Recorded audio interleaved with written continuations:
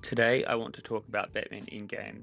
It's one of my favorite Batman and Joker stories, and honestly, it's one of my favorite runs on the character overall. Scott Snyder's take on Batman was one of the first that I ever read, and it stuck with me, so I want to start by talking a little bit about him too. And then I'm going to look at Endgame and overanalyze it. Thank you for watching, guys, and here we go. Before Scott ever took on Batman in the New 52, he had only briefly touched superhero comics. He worked for Marvel, producing a Human Torch one-shot, and then a four-issue Iron Man Noir series. They weren't massive superhero epics, they were stylized, almost pulp-infused stories. But the real turning point was American Vampire. Snyder pitched it to DC's Vertigo imprint, and through a connection he'd made at grad school, Owen King, he'd managed to get Stephen King to contribute to some earlier issues. It wasn't a superhero book, it was a horror.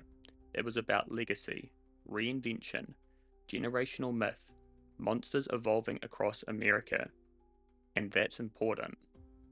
Because when DC later asked him to write Detective Comics, Batman wasn't even Bruce Wayne, it was Dick Grayson. Snyder has talked about how that made it easier. Dick was afraid of being Batman, and Snyder was afraid of writing Batman. The anxiety kind of mirrored itself. Out of that came The Black Mirror, which is still one of the darkest, most psychologically unsettling Batman stories in modern comics. It was gothic, it was horrific, it treated Gotham like something rotting from the inside out. Then DC rebooted everything, and they offered him Batman #1 for the New 52, Bruce Wayne. He said he almost turned it down. It felt too big, too exposed. His wife convinced him not to walk away, that this was his dream job and he can't say no to it. Later, he would describe writing Batman during that period as like standing in a coliseum, every issue held up in front of hundreds of thousands of readers, waiting to see if they'd cheer or boo. That pressure shaped the run. It made it bold. It made it escalate. And that was the first Batman run I ever read. It was the one that pulled me into superhero comics in the first place. It was ambitious and it was widely acclaimed. It redefined Batman for a generation. But I don't want to talk about the whole run. I want to talk about where it was heading. Because originally, Endgame was pitched as the end of Snyder's Batman story. And when you start to look at it that way, everything about it, the scale, the horror, the mythic framing, starts to make a lot more sense. In Endgame, Joker isn't trying to prove himself to Batman like he was in Death of the Family. He's trying to erase him. This isn't a theatrical Joker. This is a demonic Joker. The story really kicks off when Gotham is turning on itself. A virus spreads through the city, one engineered by the Joker, infecting citizens and transforming them into a pale, grinning version of themselves. It isn't just chaos, it's a plague. Entire neighborhoods collapse into hysteria. Hospitals fill. The streets become unrecognizable. And the horror is personal. Alfred is brutally attacked. His arm is severed. The violence is sudden and cruel, not symbolic, just senseless.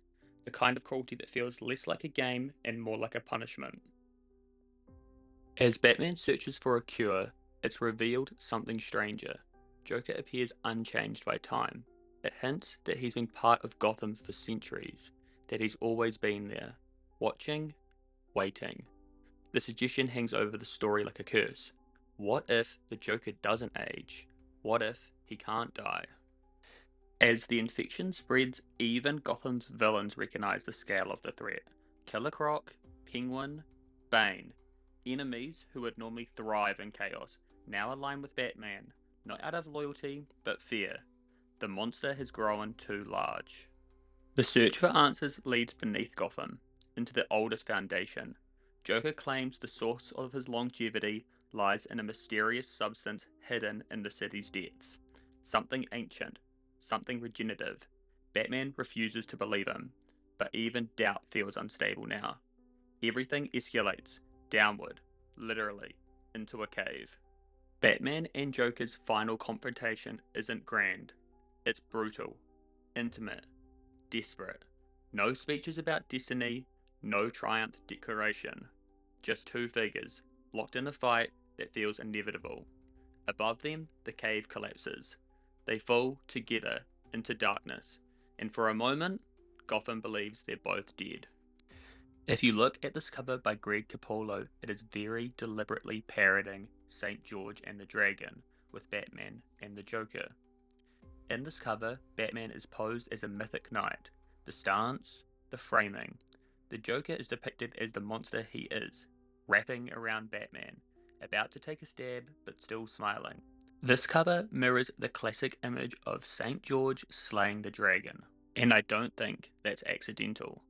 Because when you actually look at the structure of what Scott Snyder has written in Endgame, the story follows the same mythic blueprint. There's an immortal monstrous force terrorizing the city, demanding sacrifice, and there's a knight who stands between that force and the people. And once you see that, the roles become clear. Joker is the dragon, ancient, demonic, plague bringer. He terrorizes the city. He hints at his immortality, and he's always been there. But more importantly, he represents the idea that nothing matters. In an interview with comicbook.com, Snyder describes the Joker as the one that says life is meaningless, that the world is cruel, that mortality makes everything pointless. And Batman is the answer to that. Batman is born out of senseless tragedy. By Joker's logic, that should prove the world is empty, but instead of collapsing into nihilism, he does the opposite. He builds meaning out of it. If the dragon says the world is chaos, the knight insists it can be shaped. If the dragon says mortality makes life absurd, the knight says mortality is exactly why it matters. They are the arguments embodied, not just DC superheroes. That's why their conflict feels like a modern day myth, because it's not about the punching, it's about what each of them mean and what a reader can take from that. But this is where Endgame changes the myth. In St. George, the knight kills the dragon. Evil is defeated. The story ends cleanly. In Endgame, that's not what happens. Batman doesn't win. He doesn't walk away. They fall together.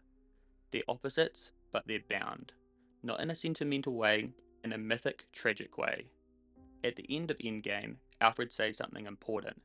He says the story of Batman was always going to end in tragedy, that Bruce was always going to die in battle, that he was mortal. And he is. Bruce Wayne bleeds. He breaks. He falls. But maybe that's the point. Because even if Bruce Wayne is mortal, the idea of Batman isn't. Joker argues that everything ends, so nothing matters. Batman argues that even if everything ends, it still matters. Bruce Wayne may die in a cave beneath Gotham, but the belief that you can take tragedy and turn it into purpose, that doesn't die. That's what becomes immortal. And maybe that's why Endgame works as the end of Snyder's run. Not because Bruce dies, but because the myth continues.